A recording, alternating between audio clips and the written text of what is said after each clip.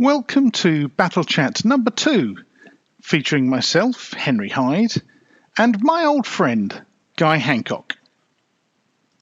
Testing from this side. What do we think? And I'm now quieter on this side. I'm really loud. Am I really loud? Oh my God. Yes, you are. You're really that loud.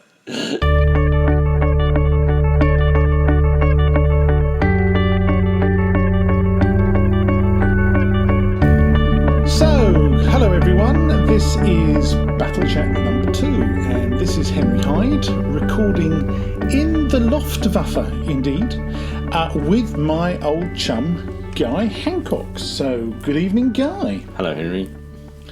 Well, that was short and sweet. I am. He's not that short. I mean, he's not even sweet, but there we go. So, Guy and I have known each other for quite a long time. In fact, since 1979, when we met at the University of Sussex, yeah? Yeah, I think that was... Yes. Wow, a long time. And for some of that time, we've even liked each other, which is quite good. It's not what we did at the beginning. And not what we did at the beginning, but that's another long story. It was a girl, let's leave it at that. But anyway, I think there are some people who may remember Battlegames issue 1, listening to this podcast, and your face and your wielding of the bounce stick on issue number 1. My moment of glory. It was. Not really been anything since, has there? Not really. So, which is a bit sad. But that was back in 2006. And it was an exciting time because you were kind of one of the small band of brothers, as it were, that were privy to my plans for the magazine and the potential design for the front cover. And I can remember us setting up on this very table. I'll tap the table, ladies and gentlemen. I'm tapping the table, which is in fact my wargames table up in the Luftwaffe, where Guy and I set up a whole bunch of Spencer Smiths in various guises, marching in columns and stuff across the tabletop. And Guy did his very best not to knock everything flying with the bounce stick. And I'm sure that he could have got back problems from the pose he eventually adopted, but it worked. It worked. People remembered it, which is great. So Guy has that claim to fame. He was on Battlegames issue number 1, but he's a jolly clever chap, and he has quite an interesting background of his own. So I think it'd be a good place to start if you sort of introduced yourself and told people a bit more about yourself and your background, Guy. Okay. As Henry said, varied career. I've worked in car sales. I've worked in fountains, as everybody does, obviously. And then I got into computers. And since then, I've been a business analyst, which is brilliant because no one knows actually what it means. Yeah. But it really means I'm a problem solver. And I think that's something Henry and I were talking about recently, which is it's very much like my degree. It's about reading things or talking to people, getting information together and analysing it and coming up with new ideas, which is possibly something we'll get into later on about rules and games like that. But then after what we'd like to call a good heart attack, because it didn't kill me, I decided I didn't want to do that anymore, and I opened a wargame shop with all the enthusiasm and ignorance of a middle-aged man. And I didn't last long in business. I shouldn't have run it. I think I should have had a shop manager who knew about how to run a shop. But the main thing I learned, obviously, because I came into it from a background of wargaming, and that's when the whole world of role play and board games and card games just exploded for me, and I realised there was so much out there. And even though the shop's gone, I've been lucky enough to carry on playing a lot of those sort of games since then. Yeah. So, and through all of that, despite those ups and downs, I've been gaming with Henry and covering all sorts of things. But I remember years and years ago, and I think this sums it up for me, Henry videoed one of our war games, as only Henry can. Oh my God, I did, didn't I? But watching it back, the thing that struck me was that 90% of the soundtrack was us just laughing. And to me, all gaming, and it doesn't matter whether it's wargaming or role play or board games or card games or anything else, it's actually about a social time with one or more friends and having a laugh. It's an excuse to get together. I mean, yes, you want to win the game or whatever, but actually it's about that fun. Was that a video? Was it Skaven versus Dark Elves or something? I can't remember what Warhammer game. I can't remember what the game was, but it was just the soundtrack was just stupid comments and laughing all the way through it. I have a feeling it was one of our probably fairly early Warhammer fantasy games where I had stupid rats with what are those cannons called? Warp lightning cannons and doom wheels and that sort of stuff. We had quite a lot of fun with those. Your Dark Elves were merciless, so I made up for it with humour. But anyway, there's quite a lot in there. I mean, first thing I do want to sort of pop in as a personal note is it just occurred to me that this is the first time we've appeared on the radio together since University Radio Falmer at Sussex University, which probably was in, 1979, 1980, something like that. That was probably 81, I think. That was it? That was happening, yeah. Yeah, I remember the birthday. Oh, God. Ladies and gentlemen, Guy, and a friend of ours, Jackie, who probably isn't listening to this, played a practical joke on me. I think that's fair to say. Tell them what you did, Guy. I can't remember. I don't remember. All I remember is you... I was doing the breakfast show. And you went down to the radio station an hour early. Not realising that you were an hour early. Yeah. Couldn't get in. There was no with the key. So with your normal panache and style, you kicked the door in to get into the radio station, you know. I seem to recall someone might have changed my alarm. I don't remember having done that, I must admit. Maybe I did. My memory is terrible, I have to say. It may have happened. We shall see. But so anyway, the thing is that actually... even though in recent years you've done a lot of, as you described, sort of card games, board games, that kind of stuff, role-playing games in particular, you started out, you went down a not massively dissimilar route in the early days to me, starting with Airfix figures and stuff. My very first war game was against a friend of my brother, so a guy a couple of years older than me. And we played in the loft in his house, which is a huge loft, and it was green carpet over books for the hills. Fantastic. Dozens, I wouldn't say hundreds, probably were, but in my mind, you know, you got yellow Airfix Napoleonics. And I remember the rule book, I think it was an A4 or A5 red-covered rule book. So it's Bruce Quarry, Airfix Guide to Wargaming. It was one of those, you know... easily typed right, books. okay. Yeah, it wasn't a hardback book. No. Right, okay. You know, plastic ring binder on the edges, kind of thing. Real stuff. But that was my very first game, and that was in 1971 that I did that. The other one, I think the other thing is because we were talking in preparation for this. I'll just interrupt to say, so that means you and I actually discovered proper wargaming rules in the same year. Oh, right. Yeah. Aged 10. Yeah. I discovered Charles Grant's The War Game in the local library in Southend, and you had your first game with a Ronioed rule set. Yeah.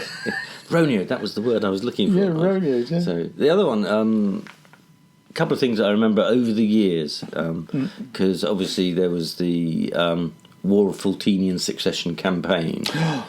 No one's heard of that which is, you know, shamelessly promoted by its creator.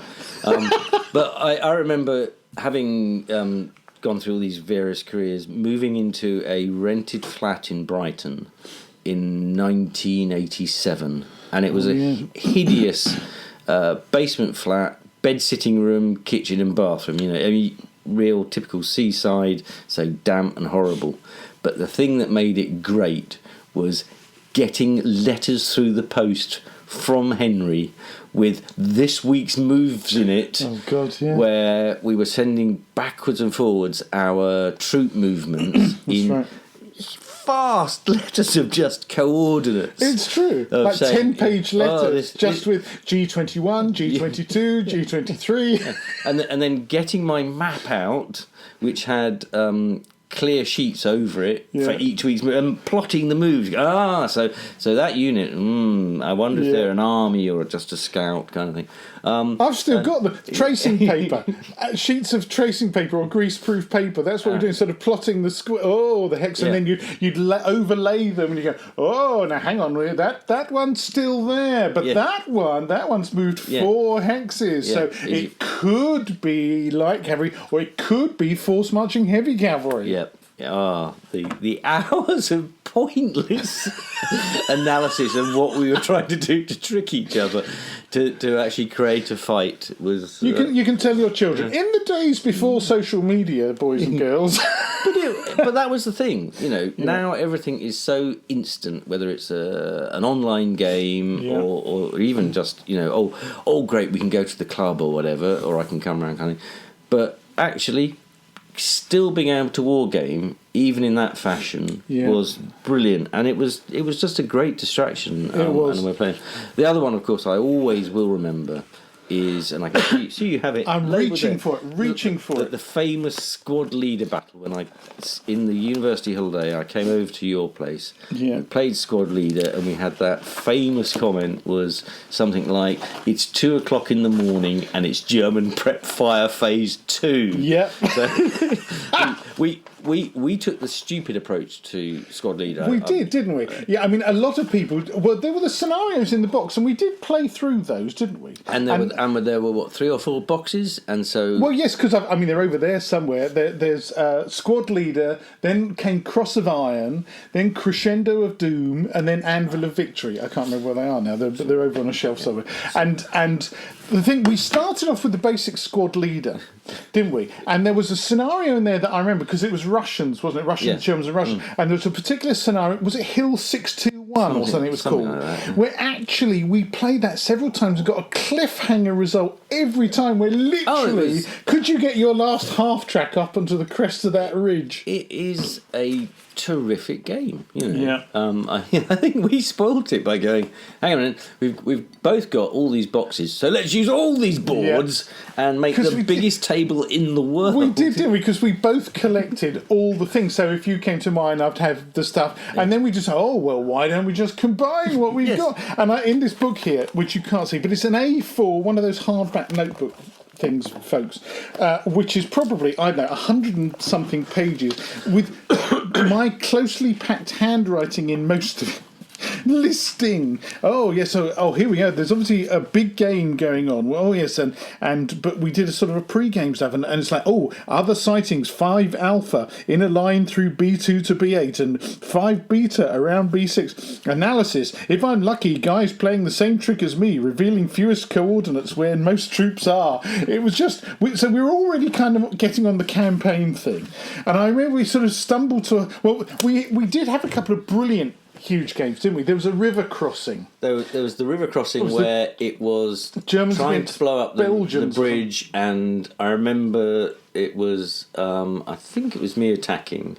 Yes, it was. And firing everything I possibly had to stop you blowing up the bridge. Right. I had an officer with a satchel charge, the famous satchel charges and obviously with the satchel charge, and he was placing the satchel charges. You got there a lot quicker than expected, and he was still placing the satchel charges, and he went to sacrifice himself and detonate it, and it failed, didn't it? So it was lying in the middle of the bridge. So you sent someone across the bridge to try and grab it and defuse it, and I shot them, and then I sent on an NCO to try and blow it again. It just seemed to go backwards and forwards like a tennis match. It was fantastic. It was really fantastic. But I think the scenario, the last one we kind of played, which was enormous, we must have had 10 boards or something side by side, and it was late war Germans versus Canadians or something, and you just completely massacred me. Was that the one is that the one we played twice, where we had the sort of town in the middle? Yeah, that's right. Because I remember doing that was the one where I think something people should know is Henry is very much the military scholar, whereas in all war games that I've ever played, I've gone, what does that gun do? You know, I'm that kind of approach.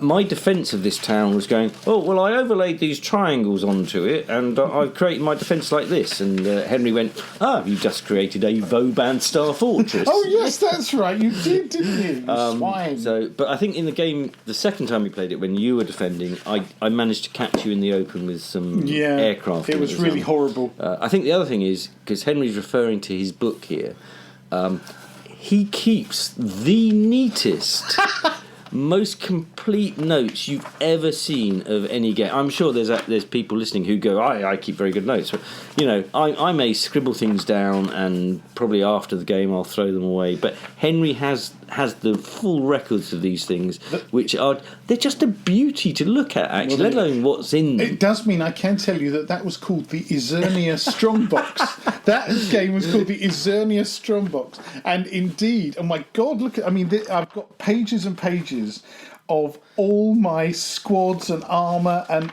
well, basically everything here, and where they were located at the beginning. And so end of move 1, move to... it was just crazy. I think I was slightly psychotic, Guy. There may have been something wrong with me.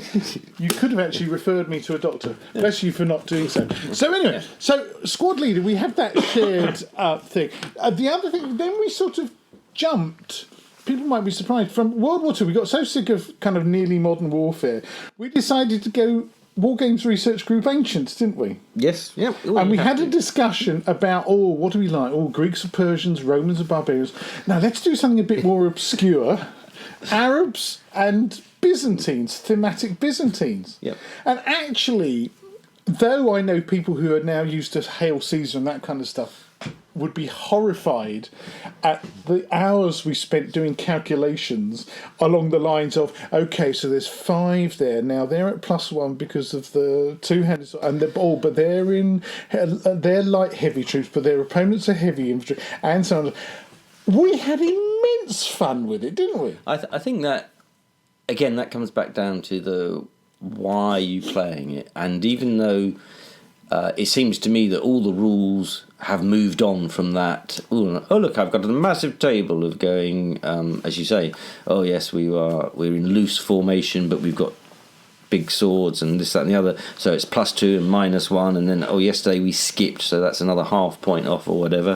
And you're regular, so you use average dice. That's right. And of course, my all-time favourite, which was I don't know if it was from that set, but it was the surprised or Spanish. Oh, that was the Napoleonic rules. Yeah. Which was great. WRG 1685 to 1845. But yeah, it was, you know, yes, you had to work those things out, but it didn't. You got used to it, and you knew what you were playing with, so you knew what you were looking up each time. Am I happy that people have rolled all those things up into smaller numbers? Yes. You know. But we did. I mean, I can remember, because we were collecting Essex miniatures, weren't they? 25mm Essex miniatures. We started off with a couple of army packs each and added to them. This would have been back in the mid to late 1980s. Yeah.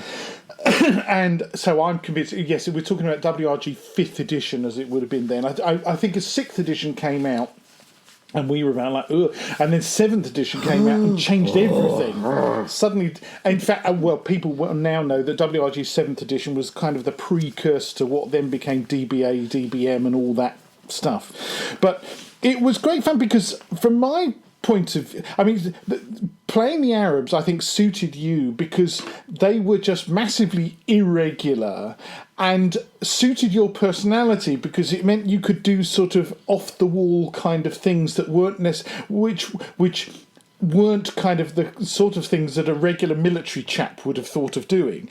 Whereas the Byzantines really suited me because they were, quite regimented and multi-armed as well. I mean, I remember the Byzantine cataphracts where you got extra heavy cavalry armed with kontos and bow and darts. Just in case. I mean, the real James Bonds of the ancient world. It was just, or ninja. It was just fantastic, really. And they had quite good, decent infantry. But I seem to remember again, the regiments, or banda, wasn't it? That's what they're called, were actually divided. So you had some guys with maces and some guys with spears and some guys with bows and all the rest of it.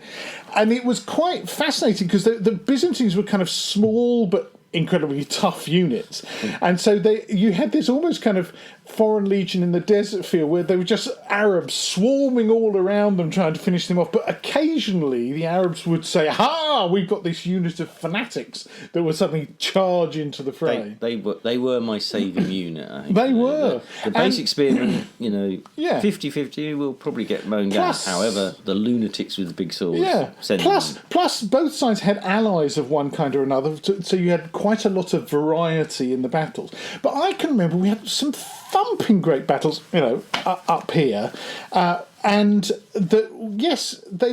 I think this is the other thing. Back in the days where we think nothing of spending a day doing nothing except playing a game, which is one of the things that constantly comes up in conversation amongst wargamers. That so many rule sets now, I think, are aimed at.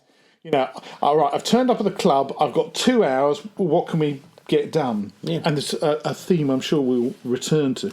So there was the WRG Ancients, but the thing, of course, that's sort of been the thread throughout our history together has been the Wars of the Faustinian Succession. Excuse me, which, as people who've read my book or whatever will know, actually. The very first idea came to me when I was doing my year abroad in Germany. You were out in Georgetown in Washington, D.C., weren't you? And I was sitting lonely in a very cold rented bedroom in Augsburg in Germany, and just started making stuff up in little notebooks and stuff. And I even made myself some matchstick armies. Did I ever tell you that? Yeah, because I was a heavy smoker at the time, so I had matches, and I was like, "Oh, I've got a lot of dead matches. Oh, I could paint some." I got some cheap watercolor kiddie paints from down the road in Augsburg, and painted one lot of matchsticks red, another lot of matchsticks blue, and that was sort of the start. And I had this kind of Kriegspiele thing, free Kriegspiele thing going on my bed, which happened to have a green sheet. Just by chance.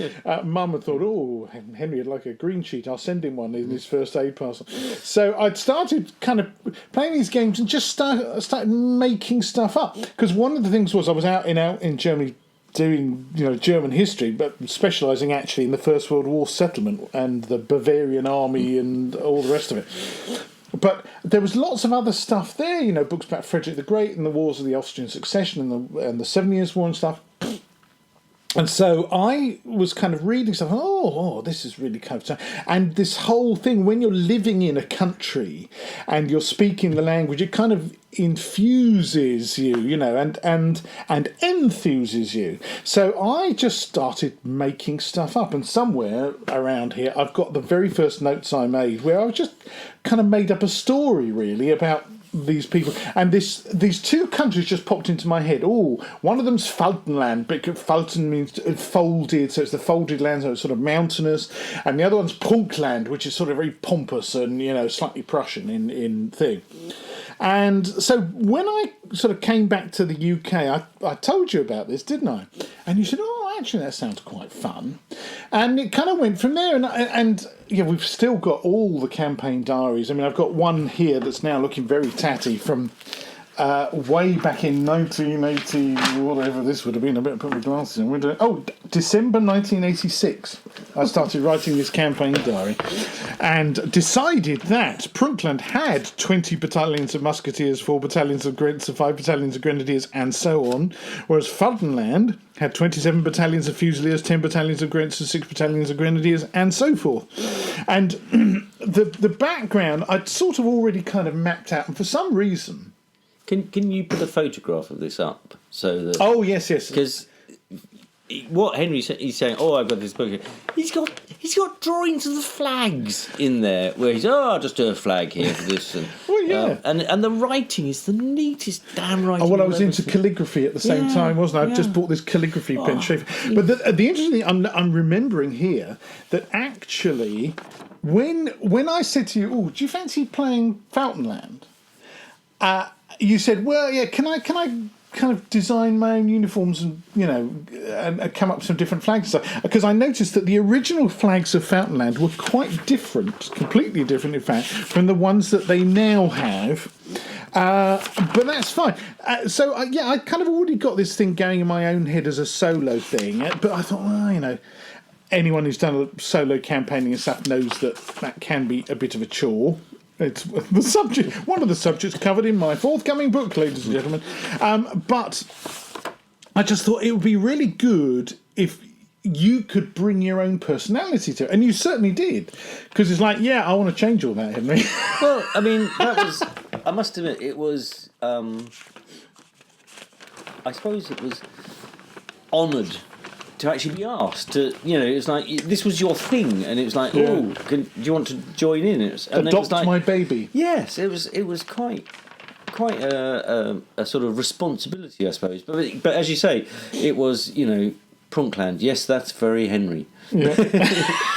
But I want Fultonland to be me. The interesting thing, though, that you did keep with some of the kind of the high-level person, like for example, it had a queen called Ingrid. Yeah. Now Ingrid, confession time, Ingrid was just a girl I fancied in Germany, right? And I thought, because she actually spoke English with an impeccable Queen's English accent, and I just thought, when I was first thinking, I thought, do you know what? She kind of, I can imagine a little crown on her, a tiara.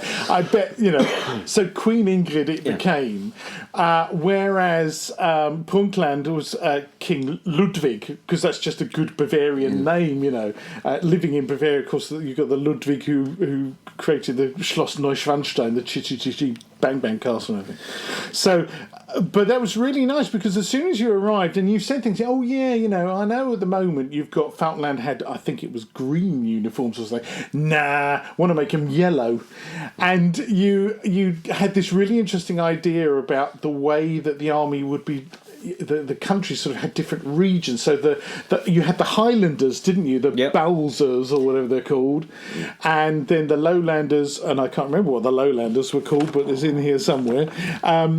And yes, the uniforms undertook a radical change. And even though I earlier on said I throw everything away, one of the few things I've still got is the list of all the units and their colours. Oh, really? The facing colours and stuff. From when I went, okay, this is what they're going to be like. Yes, I've still got that. Fantastic. Because someday I'm going to paint them. That's another story. Yeah. But anyway, but the thing was as well, so we got this thing going, and I'm just looking through here, here we are, Monday the 9th of March, 1742, unit, dispositions, location and notes. For example, von Cesspitz, 1st Battalion, G29, en route to Reichmannshausen, and many others. What have we got there? The Leibgarde zu Pferd, G27, opposite Reichmannshausen, advance guard.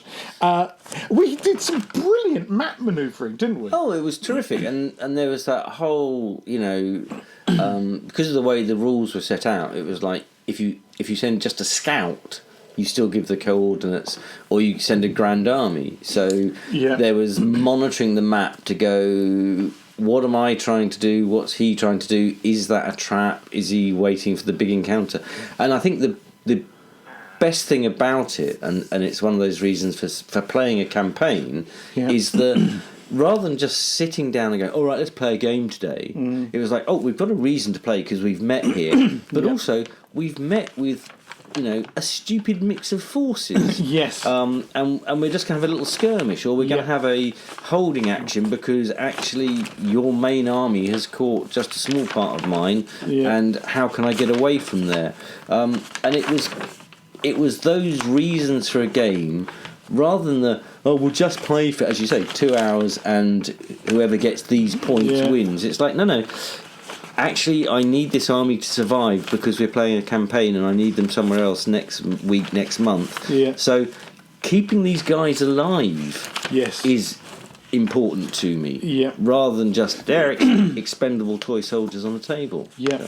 There's something you mentioned there that I'd kind of forgotten, that When you're playing a campaign, there's only two of you. Obviously, the biggest challenge is fog of war. How do you introduce surprise? And looking back, even though sometimes I think, oh my God, that was all those coordinates and stuff. Actually, declaring coordinates just for scouts helped really create that fog of war. Oh, yeah. Because you didn't know, is that a scout on its own, it's like literally a single figure, or is that a big regiment of cavalry just moving slowly to make me think something else, or could it be a unit of infantry? It really worked and because we were doing that kind of longhand sending of letters from one to the other. You did. It was one of those magic moments. You'd open, the posters come. In a way that doesn't really happen. Nowadays it's, oh God, the poster's come. What's in the post today? Bills. Whereas back then it was like, oh yeah, okay, so this we'd recognise each other's handwriting on the envelope. Oh yes, let's get that open and see what's happened. And there would, the things where you would make decisions about, okay, I've got a patrol defending this big bridge. It's quite an important bridge. Do you know what? Even though there's a brigade coming for me, I'm going to fight. Yeah. And sometimes, if we had the chance to get together, we'd fight them together with just little actions. But some of them I fought solo and kind of report. I've actually just found a little map here there's one of our little scenarios. Oh my God. With all the Grambach, the crossing of the Grambach. Oh my God. And all the different... Because something else we need to point out is the variety of rules and scales of figures that we've used for the Wars of the Fauntinian Succession down the years. We've used Heroics and Ross 1/300. We've used Essex 15 mils. We've occasionally used Airfix figures. We've used Spencer Smiths, obviously. And now, of course, in the wider context with the campaign with the guys in Ayton, and people are bringing all sorts of stuff, 28s and what have you. So I think it's probably the most played in various scales wargame campaign that's ever existed. The huge box of Essex figures. Eventually I sold all of those. And me too. I sold them on eBay to someone in Australia. Did you really? Yeah. Oh yeah. I mean, the postage was sort of like £45. If you're listening, Guy's very grateful. Yeah. Oh yeah, because I'm not sentimental, and I will sell figures like that to then go and buy figures to play something else. So. Yeah, that's interesting. I think you're less sentimental than I am, because I'll look at an unpainted Spencer Smith and think, oh, he once defended that cottage. How sad am I? I've just, ladies and gentlemen, you're wondering all this rustling in the background. I've just been flicking through the campaign diary and have come across, in fact, a diagram of a little encounter that took place at a bridge over the Zillerflut in Hex V33 on the 14th of March 1744. Apparently, but I think this is something that is, from my perspective, is important to convey. Is one of the joys of gaming with Henry. Me having said, I don't care about the background, just how much, how far does that gun shoot and is it going to kill someone, is the level of detail that Henry puts into these games. Not just naming the village, he's named the damn river. And we've got the names of all the units that were there, and he'll probably tell you the name of the lord of the manor that's just over the hill, but you can't quite see it on the map. But it's that level of detail that when you come to play the games is what makes it more important. It's not just like, oh, there's a river there and we've got to get over that bridge. It's like, no, it's this river. And this is why we're defending it, because the next town down, which is where they grow all the apples, where we make the famous cider, is, it sounds silly, but it's that level of detail that sounds actually psychotic when you say it. I'm glad I didn't have to do it. But again, I'm not. That's not me. That's not who I am. I mean, it is a fair valid point, because in fact, yesterday, you probably haven't seen it. I published. Was it yesterday? I published the first patrons only blog post and it was all about world building and names and using languages in a more interesting and imaginative way, because I love that stuff, and I mean, we both have a passion for fantasy literature. It's interesting, we both read Lord of the Rings probably at age 9 or something, and have grown up loving fantasy literature. And of course, there's one aspect of that kind of thing that I absolutely adore, beginning with Tolkien and his world building, all the different races and the languages and all the rest of it, I found fascinating. I think quite simply that's fed into this because I do love languages, because I've lived abroad and I love maps. This is another thing. I've always loved maps. So to me, if I'm gonna do this, I want to do it properly, to my mind, so that I can. And here we are, all these years later, I can open a book like this and go, oh my God, yes, that's the glorious charge of Fonfalleri-Ulanen across the bridge. Indeed, but it's the bridge over the river Zillaflut, rather than the Battle of V33. Yeah, that's the difference. Yeah. And for those of our listeners, our patrons, and there are many who seem to be interested in imaginations. If you're not keeping campaign diaries of one kind or another, whether it's a nice book like this that 20, 30 years later I can sort of pick up and drool over, even if it's just a spreadsheet or something like that, it's just it's really nice when you get to your dotage and you can look back and say, oh yeah, I remember that, and oh God. And also, if you've got enough detail, I took notes of the games and battles that we took back in the days, and this is something I'm sure we'll discuss again, and I know I've discussed with Jay Arnold on his podcast, the Veteran Wargamer podcast, is when you used to play the old Quarry rules or the WRG rules, you had to make lots of notes about, oh yes, because it's 20 men per figure, so you've caused 17 casualties, that's 1 figure removed and 3 left over. And if you kept the order sheets that you had, you can kind of follow the attrition as the battle goes on. And, even if it's a sketchy battlefield map, this unit advanced to here and then to there, and it's rather wonderful, and it's something I kind of often miss in the kind of dashed off games that we have so often nowadays. Yeah, I think it depends on whether it's we're talking about the games that we're playing, which I think we always tend to put some story around it anyway. Particularly when I get that surprise of coming round here and Henry goes, yes, I was up until 3, but I finished making the town, and it's or games that I play at the local club where it's Warhammer 40,000, and the current edition of rules are quite fun, but they've improved it actually, because they've now given you sort of like mission cards. So you have I think it's 4 of these, and it's like, if I take that objective, I'll get points. So it's not just about I'm going to kill your figures, which makes for a very dull game. And having an objective, so they've enforced it by having the mission cards.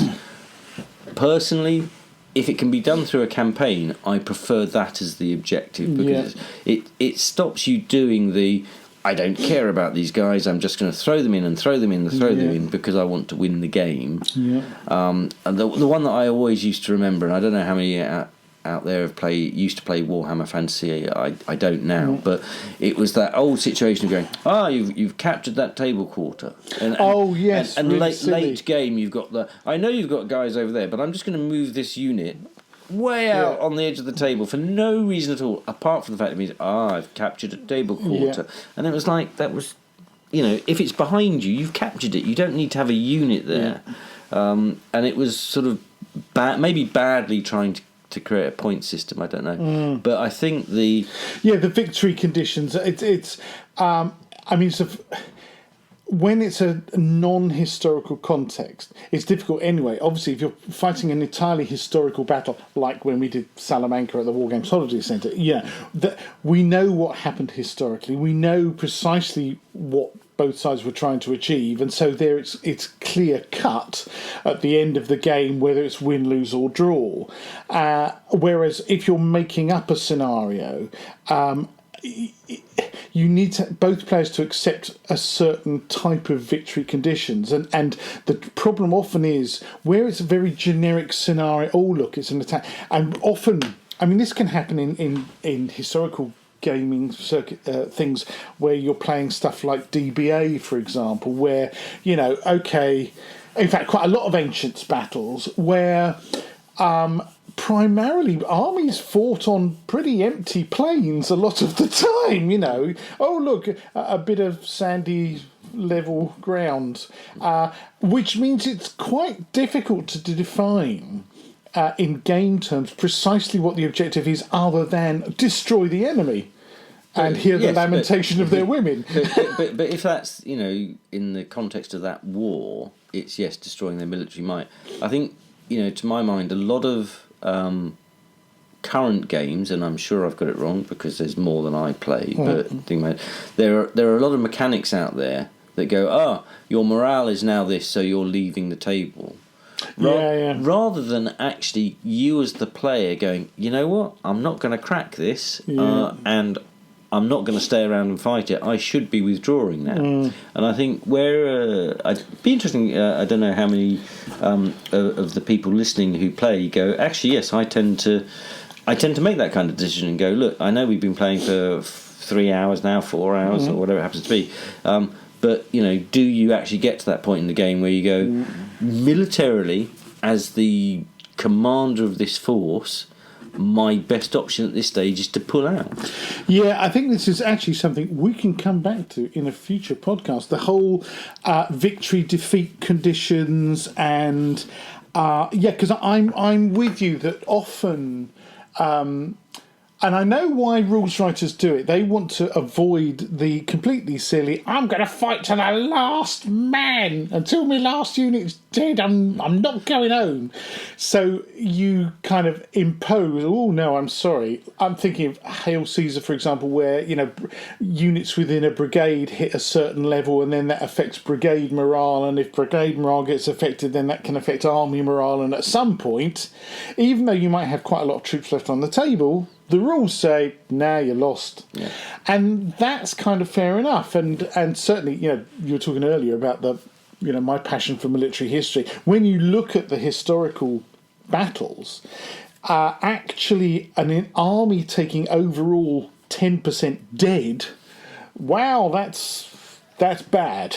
That your government back home would not be happy about that.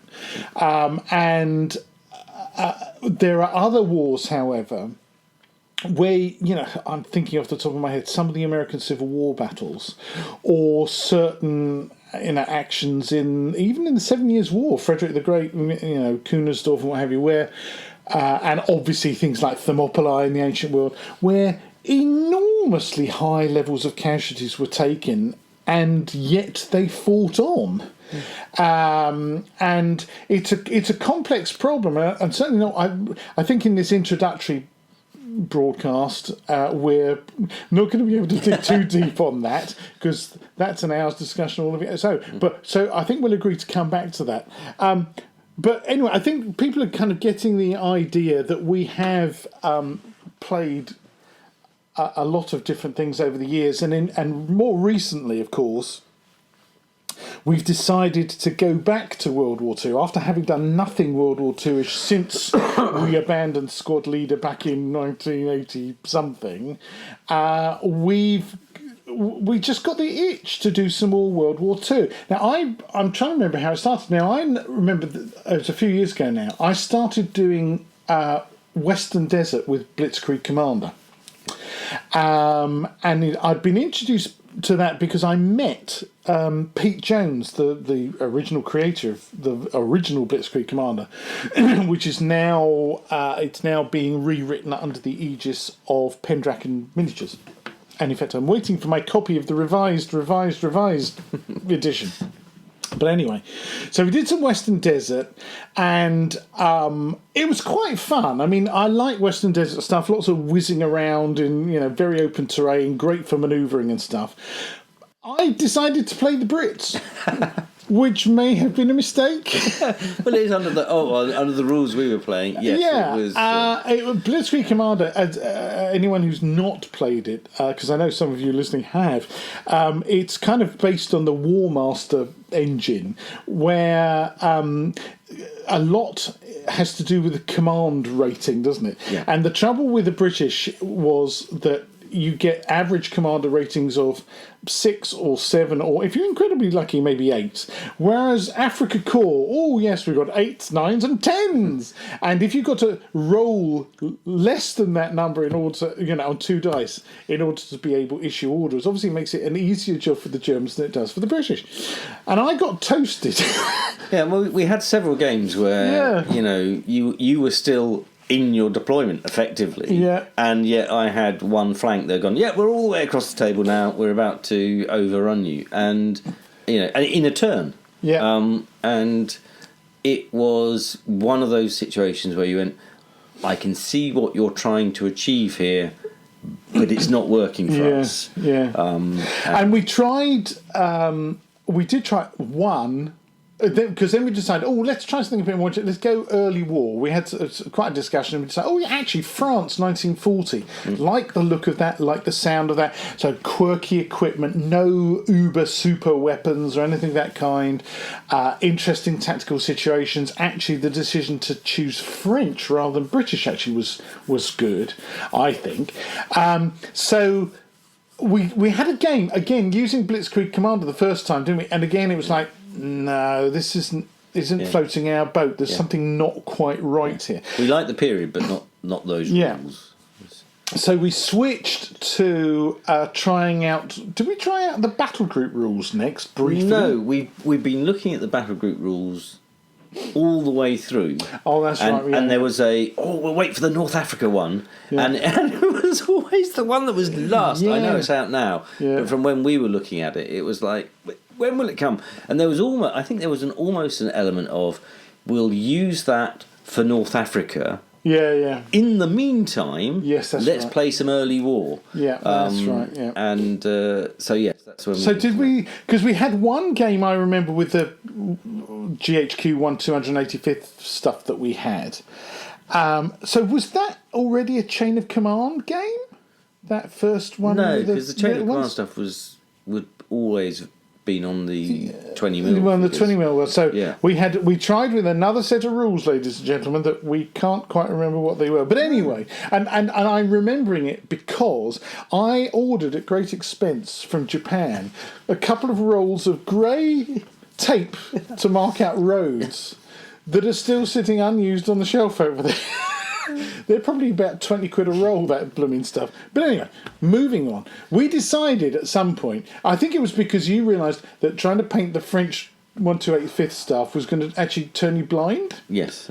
I think that was kind of it. And it was like, okay, all right, let's do something else. And so we upscaled to 1/72 /20mm, which was fine because Plastic Soldier Company was starting to come out with a load of stuff, and we discovered early war miniatures. I was going to say, unless you picked French, in which case you then go, who makes figures? Yeah. But luckily, in the modern gaming world, you can go, I've picked the most obscure force and the most obscure scale, and yet thankfully someone's got it. Yeah. Apart from that one piece of equipment that you desperately want them to add to the range. Yeah. So we kind of got that and started. I did a barnstormer and ripped through painting a whole load of stuff because I decided I was just painted all my 6mm stuff and now we've changed the scales. So I kind of ripped through it. It must have been over Christmas or a couple of years ago or something, and it's come out looking nice. I mean, because that early war German stuff with the Panzer 38Ts and whatnot. I really love the look of that stuff. Panzer 38T for some reason has always been my favourite tank, but there you go. So we started playing Chain of Command, and I suppose we've had a fair number of games, and this is going to lead to, again, a discussion for another time, because our experience so far, we have to say so far, let's be fair, so far, is that, again, Chain of Command for us for that 1940 period hasn't quite hit the mark for us, has it? No, and I think there's a number of elements that have created that. But I think possibly the one to my mind, even though I'm not playing Germans, is it doesn't allow for your half tracks. Now I know there weren't many units in 1940 that had half tracks, but there were units that had been issued with them. And to my mind, and whether it's accurate or not, the vision of early war is that stereotypical half track coming over the ridge, guys leaping out, guns opening up, and therefore to have a game that doesn't allow for that. It focuses. What we discovered is that it's. And, fair dues. I mean, I'm going to have Rich on the podcast at some point to talk about this. But it focuses very much on the kind of infantry action. And that the armour in most games, most of the kind of pickup type games, is pretty secondary. But that includes even trucks, light armour, like half tracks and that kind of stuff. And I mean, I can understand that it's not necessarily designed for the full Rommel Ghost Division Blitzkrieg where it's an armoured wedge being driven through, but I think with a bit of thought it could be. I think to me, one of the big things I want in a World War II game, and I tried Flames of War and found it's not possible in a Flames of War game. And again, similarly, it was the same in Chain of Command, is you've actually got quite a large play area and you've got an area you're probably fighting over. We've tended to have a village or a crossroads or a strong point like that. However, with a very small unit or force, I would expect to be able to see flanking because manoeuvrability is a key element of that war and particularly that period. And why can't I? Or in your case, why can't you? Because being French, I mainly sat in the village waiting to shoot you. But there was that thing of going, well, tactically, if I was Henry, I'd be wanting to go shooting up that flank, whichever one it happens to be, leap out and threaten there as well as attacking from somewhere else. And I can't. How can I defend? Because I don't know which flank he's going to come up, or is it just going to come up the middle of the road, or all that kind of stuff. And therefore, not being able to do that is immediately putting you on the back foot. Yeah, frustrating. I think the other thing, of course, and obviously the key component, and for many people the big selling point of a rule set like Chain of Command is famously, what Rich and Nick are famous for is introducing friction. They're very Clausewitzian in that sense that friction is the real test in a game. And again, this is sort of a matter of debate because I think it's fair to say in the years we've known each other and the games we've played, we provide quite enough friction of our own without mechanisms in the game needing to impose it. The number of times when, the classic thing where, yes, you hide something in that farmhouse and then forget that you've hidden it there. Or, yes, there's that unit that's stuck in the open and, why didn't I put them under cover? Why did I do that? My favourite is, I'll just deploy this unit of infantry in line in front of my cavalry. Yes. Now I'm going to move forward. What? Exactly. Exactly. Or place a battery of artillery that has its field of fire obscured by adjacent units. And I think this is one of those things that where you have a dice or card-driven system like Chain of Command or Commands and Colours, which one of these days I'm going to get to play with you, Guy. It's and I've talked a lot with Jay about is that you can come away feeling that you've been defeated by the system rather than by your opponent. And I'm not sure that that's actually what I want out of a war game. I want to feel like whether I won or I lost, it was because of the skill and tactical ability of my opponent that either, I really managed to pull one over on him, or, oh God, he's really smashed me there, well done. It's like you don't want to play cricket and feel you've been bowled out because they force you to wear a blindfold. And I think that this is where, we can turn a bit to kind of your background and experience as an analyst, because as you say, what I bring to the table, kind of literally, is this table is kind of the passion for the military history. I've read the regimental histories and the battles, and I get really swept up in the charge of the Scots Greys or whatever it might be, and invest. I think this is the other thing. My units, as you know, it hurts if they get blasted to pieces, or if they don't perform well. But I get kind of personally involved with them, whereas I think you're much better at distancing yourself. I think, yes, there's always the... there's always the getting involved where we, especially with the old days of, they're painted so they're elite. All the silver ones are just the rank and file. Yeah. They can be killed. But to me, yes, I do, as a blessing or a curse, whichever you want to do, I feel that I am very logical. Yeah. And when I look at the situation, there is that logic. Whereas I think, we've talked about it, particularly with the very clearly in the 7 Years' War, but that whole sort of era of warfare of going, I'm going to have to move these guys forward to the point at which they can be killed before I can do anything with them, and there's nothing you can do about it. But it's that, to me, it's very much there's the realisation of what that means and how that, in reality what that's about.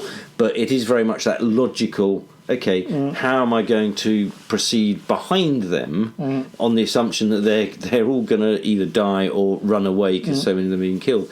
But yes, I do have that view on playing games, and it's back down to that, in fact, I can remember quite clearly when we were playing Squad Leader going, I'm having that 88 because look how far it shoots and look what it does. Yeah. No romanticism about the gun or the period. It's like, no.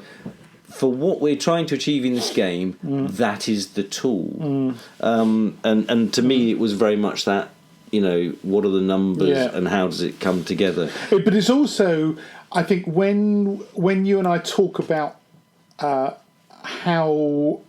what we think of a rule set that we've tried out, I'm often the one talking about how it makes me feel in that situation, the feeling of frustration, whereas you're more kind of clinical in your analysis and at how that might translate into scientific terms, if you see what I mean, or logical terms.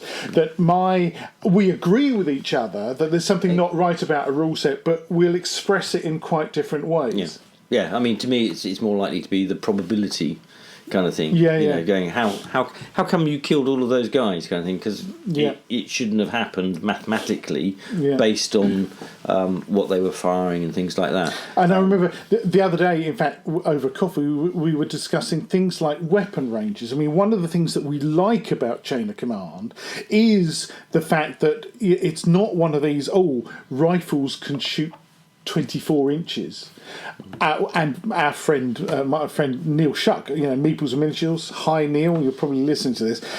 He himself on his podcast has discussed. So if I want to replay Arnhem, A Bridge Too Far, you're telling me that in fact, because of the model of the bridge I've got, my men armed with rifles can't actually shoot from one end of the bridge to the other. How stupid is that? And this is where I actually do, Chain of Command, hats off, where they've, if you like, they've kind of enhanced or noted the lethality of modern weapons. That, you might think you're okay popping up from behind that hedge at the other end of the table. Actually, you're not. It's a very difficult one, I think, because it's one of those areas I've been reading recently.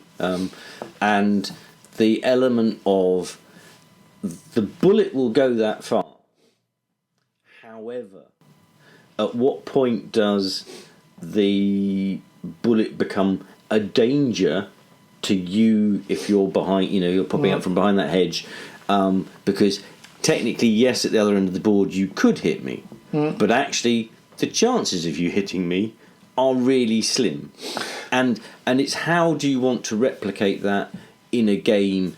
Do you want to be able to say, oh, well, at short range, which is so many inches, it's got a 80%, 90% chance of hitting you because actually, you're running in the open and a guy taking an aim shot is pretty accurate at that range, and then it gets harder and then harder still? Or do you want how simple do you need to break it down? And that's and there's also the question of what's called effective range. The average guy armed with a rifle might say, yeah, theoretically I could hit that guy over there, behind the hedge, but man, it's a bit of a windy day. I'm not a crack shot, so probably I'm going to wait till I'm a lot closer to him to make damn sure. Also, because I've got a limited amount of ammunition. There's no point me just.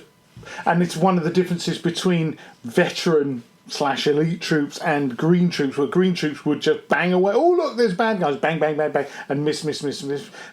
Whereas, it's like World War I dogfights. Whereas, their machine guns in the First World War could potentially fire a mile or more, but they would wait until they were within 50 feet of the enemy plane to make absolutely damn sure. So I think this is kind of, again, a subject for another podcast, but I think this is one of the things we've realised, particularly about World War II, if you want to call it in general terms, modern era gaming, is the variety of weapons, the variety of lethality, the different factors in play, and stuff, make it a very different ball game, to mix metaphors, compared to horse and musket, which we both love because it's a paper scissors stone kind of setup. I think to me that's why I love that whole period. And when I say that period, to me, and this is where I don't know whether I'm historically right or not, but I would take everything from War of Spanish Succession through to Napoleonics, of going, what I love about playing that is I've got this gear, this equipment, and my opponent has got the same. Yes. And that's it. So it's very much about how I play the game and how they play the game, whether I win or lose. And there is some luck with dice. Which I think is probably also the attraction of many bits of the ancient period. Even there, but when when we were talking at the very beginning about Arabs against Byzantines, they were that's true. You're talking. You could go World War II and go, actually, it's like the French against the Germans. I was kind of thinking tanks coming in, kind of Greeks against Greeks, Peloponnesian War, that kind of thing, Roman periods. Civil War, but it's whichever period it happens to be. That equality of equipment is nice.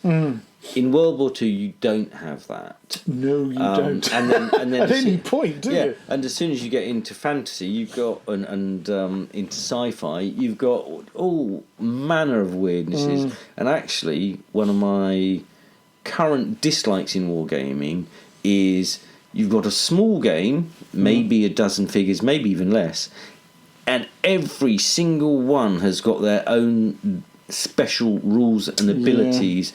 And if you don't know what the opponent's abilities are, you won't beat them. And by the way, there's 10 different forces that they can have picked from. I'm not playing enough or bothered enough to do all the learning. I know there are guys out there who, and I'm thinking about games like Guild Ball and Malifaux in this respect, where I know loads of guys who play them an awful lot, and they do that effort, put the effort into that, and they play it very well. From my perspective, it's like, I'm sorry, I can't be bothered to learn what those guys can do, and that means I'm never going to beat them. So actually, I'd rather not play this, and I'll play a game where that's not going to be a factor. Yeah, because actually that's an interesting point, because historically speaking, yes, occasionally your enemy might produce a surprise super, thinking the Germans were great at that, weren't they? That, here come the British and, oh my God, that's an enormous gun. But the rate of development meant that it wouldn't be happening every day. Yeah. That there would come a point where, right, we need to up armour our tanks, we need to up gun our tanks to counter that threat, and you have the opportunity to do so. And at the same time, of course, thinking of World War II, the Germans were running short of money, of raw materials and so on. So the numbers they could produce of those things were actually rather small. I mean, that's something I think we normally sort of hide out of wargaming, is the fact that to have that many of that piece of kit in a game is unrealistic. You wouldn't have had that in reality. Yeah. Then again, but you're back to that fundamental wargaming question of going, it's not reality. It's all made up. Yeah, it's all made up. So, but it also comes back to another fundamental thing of, our joint approach to gaming is, I'm not just playing the game to beat you. I want to feel like we've both had fun. There might be a powerful weapon in there, but the scenario is balanced enough that means that single thing won't kind of win the world. One of the things I can remember when we played a lot of Warhammer Fantasy back in the day, one of the problems with it could be that, oh yes, I've got this thing and it's a magic thing, and it's like, Well, I remember at the time we were doing that, I did a lot in some of the online communities, particularly for Dark Elves, because I was playing it a lot. Yeah. And the number of times I said to people who were clearly young kids playing the game was, I would rather lose a game that's fun than win a game that is crap. Yeah, absolutely. And one of the problems with that system at that time, it may have changed dramatically since then, is actually there were a lot of people who are out there just to win. And I'm finding the same in the current card game I'm playing, Legend of the Five Rings, where I see a lot of people posting saying, oh, where are the deck lists from the Grand Kotai that they've just had? It's like, well, yes, you can go and copy someone else's list in the same way that you could copy someone else's army from, any war game, really. It's like, but is that really satisfying? I mean, okay, I appreciate not everybody wants to create their own list or has the ability to, but my belief is, and I could be wrong, but my belief is that the majority of the people are doing it because I want to win and I'm going to copy the deck that was the best of this group, kind of thing. Whereas to me, it's a case of going, no, I want to create something and try and make it work. If, as is currently the case, I'm losing a lot of games, to me that's going, okay, I need to make it better. I need to learn from this, not by copying somebody else. So. And I echo that sentiment because I remember, probably beyond the point of logic, I stuck with Skaven for such a long time simply because they're daft. I mean, they could occasionally miraculously win spectacularly. And my pal Al Birch, who may well be listening, I think you're a patron, aren't you, Al? Hi there, may remember and probably still be seething at one or two of occasions where my Skaven sprung some remarkable surprise. I seem to remember there was an Empire invasion, a beach landing, where I think it might have been the Doom Wheel, its lightning bolts, managed to fry an entire shipload of Empire troops just as they were hitting the beach, which was I felt kind of embarrassed about. That's the other thing. Well, that's it. Yeah, it's you go from immense bad luck or stupid to immense success, and again, there's. Are you playing a game that's comic? Or not? I mean, and I think that's one of the things. Because you have these wild variations where most games, to be honest, I would come away thinking, Yeah, okay, it was fun to see Guy, and a lot of fried rat fur lying around, and even fried by my own weapons, as I recall, if you get miscalculated. And then other times where it's like, yeah, did I win that because I was really good, or because actually for once in a blue moon they actually behaved like super weapons? Not sure about that. But anyway, I hope you've forgiven me for that, Al. But yeah, there we go. So that kind of wide variation, and that's another thing about horse and musket games, of course, which is terrific because so often they're really close games, hard-fought games, where it could go either way for quite a long time. And, you know, being at the Wargames Holiday Centre, it's quite interesting because I do remember when we played Salamanca and Reversed History. That was probably one of the most spectacular examples of, wow, actually the balance really swung a long way the other way because we caught the British being complacent, effectively.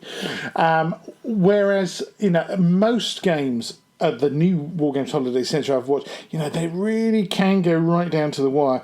And I think the other thing is that at least, you know, I'll give credit to Chain of Command that the encounters we've had in Chain of Command, they've been hard fought, and they really do.